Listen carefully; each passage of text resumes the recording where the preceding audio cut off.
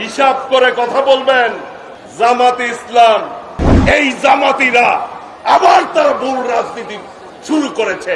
বিএনপির ভারপ্রাপ্ত চেয়ারম্যান দেশনায়ক তারেক রহমান, যিনি এই আন্দোলনের মূল নেতৃত্ব দিয়েছেন। প্রিয় ভাইরা, দেশনায়ক তারেক রহমান রাজনীতিতে বাংলাদেশের একজন ক্যারিজমেটিক লিডার, ইতিমধ্যেই তিনি তা প্রমাণ করেছেন।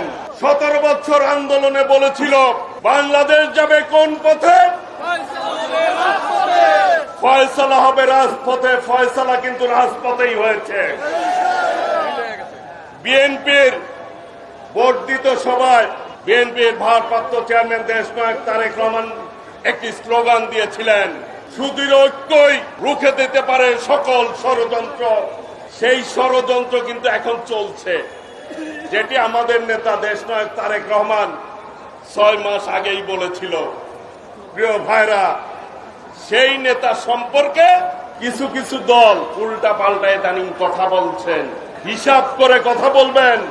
জামাত ইসলাম বাংলাদেশের মানুষ রাজাকার বলে যাদেরকে গালিগালাজ দিয়েছে, ঘৃণা ভরে যেই দলের নাম মানুষ উচ্চারণ করে, গণতন্ত্রের স্বার্থে আমাদের নেত্রী দেশনেত্রী বেগম খালেদা জিয়া, এই জামাতের অনেক দায় বিএনপি কিন্তু কাঁধে নিয়েছে গণতন্ত্রের স্বার্থে। বিএনপির সাথে যখন ছিল 20-22 সিট পেয়েছে। 96 সালে আওয়ামী লীগের সাথে একবার গিয়েছিল, 3 সিট পেয়েছিল, 3 সিট।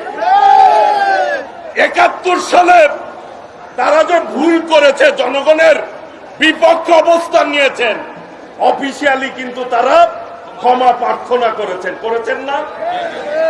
ক্ষমা চেয়েছেন, কারণ তারা ভুলের রাজনীতি করেন।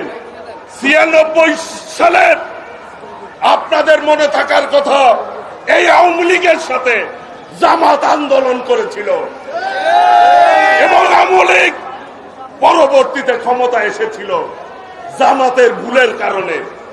তখন তারা সিট পেয়েছিল 3টা। এখন আবার এই বৈষম্য বিরোধী আন্দোলনে সকল দল ঐক্যবদ্ধভাবে রাজপথে আন্দোলন করেছে। আমাদের ভারপ্রাপ্ত চেয়ারম্যান দেশনায়ক তারেক রহমান জাতির সামনে 31 দফা উপস্থাপন করেছে। সেই 31 দফায় বলেছেন র্যাম্বো নেশনের কথা, যে সকলকে নিয়ে ঐক্যবদ্ধভাবে এই দেশটি গড়ে তুলবে। তার সেই ঐক্যবদ্ধ যাতে বাংলাদেশ না থাকে, ফ্যাসিবাদীরা যাতে সুযোগ না পায়, সেই জন্যই কিন্তু ঐক্যবদ্ধতার কথা বলেছে। কিন্তু এই জামাতিরা আবার তারা ভুল রাজনীতি শুরু করেছে। এর জন্য কিন্তু তাদের ক্ষমা চেতে হবে জাতির কাছে। আজকে লাভ কাদের হচ্ছে? ফ্যাসিবাদ আওয়ামী লীগের লাভ হচ্ছে, এটি বাস্তবতা। আওয়ামী লীগের দোসর হিসাবে জামাত কাজ করছে এখন। কাজেই ফ্যাসিবাদের দোসর হিসাবে যারা কাজ করবে, তাদের বিচারও বাংলাদেশের মাটিতে হতে হবে।